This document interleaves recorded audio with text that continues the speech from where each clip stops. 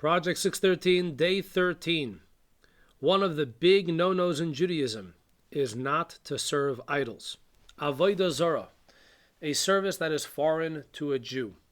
This is so important in Judaism that besides for the fact that God tells us in the Ten Commandments, do not serve any other gods, there are 51 mitzvahs. You heard that correctly. 51 specific commandments dealing with all different details and elements of idol worship, different prohibitions for the Jewish people that we are not allowed to do. We have to keep away from idol worship as far as possible.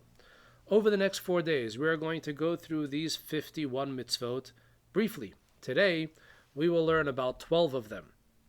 Number 1, there is a prohibition from studying foreign theologies. We're not allowed to study the ideas of these heathen sects, the way they view the world, the way they serve their gods.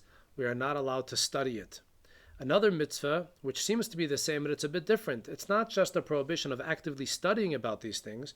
We're not allowed to think about them. We have to keep our eyes and ears in check. We are not allowed to think perhaps maybe it's true or not true. And part of this mitzvah is also we have to hold ourselves in check from caring to indulge in illicit pleasures. Number 3, the prohibition to curse God. We're not allowed to use God's name or any of his monikers to curse him. Number 4, we are not allowed to serve an idol in a way that is unique to that idol. I'll give you an example. There was a certain idol in biblical times called Markulis, and one of the ways its adherents would serve it was by throwing stones at it. It sounds silly. All idolatry is silly. Don't try to understand it. But anyway, Markulis was a specific type of idol that the way to serve it was by throwing stones at it. If a Jew would throw a stone at Markulis, and in his mind he was throwing a stone at it in order to shame it, this was violating a prohibition because this was the unique way of how they would serve that idol. Then in general, there is another prohibition that one is not allowed to bow to any type of idol. Even if there is an idol whom all of its adherents never bow down to it, a Jew is never allowed to bow down to an idol. Because prostrating ourselves on the floor is one of the ways we serve God in the Holy Temple, we are not allowed to prostrate ourselves to any idol whatsoever.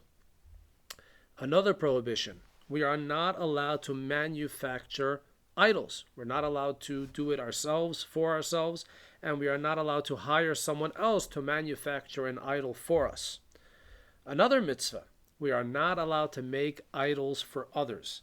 If an idol worshiper comes to a Jew and wants to pay the Jew to build and specifically fashion an idol, he or she is prohibited from doing so. There's another mitzvah, we are not allowed to make molten images. Now, there are many details in this mitzvah, but the basic idea is, since idol worshippers, one of the big things for them is to make molten images and to serve them. Therefore, we should not make molten images even as ornaments for our homes and for our cities. We should keep away from that. That's why in the Holy Temple, which was one of the most beautiful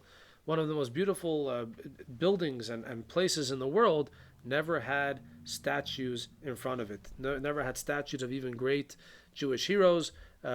Making a statue is forbidden. Another prohibition, we are not allowed to incite a group to idol worship. A person is prohibited from standing up around a group of people or gathering people together and inciting them to serve idols.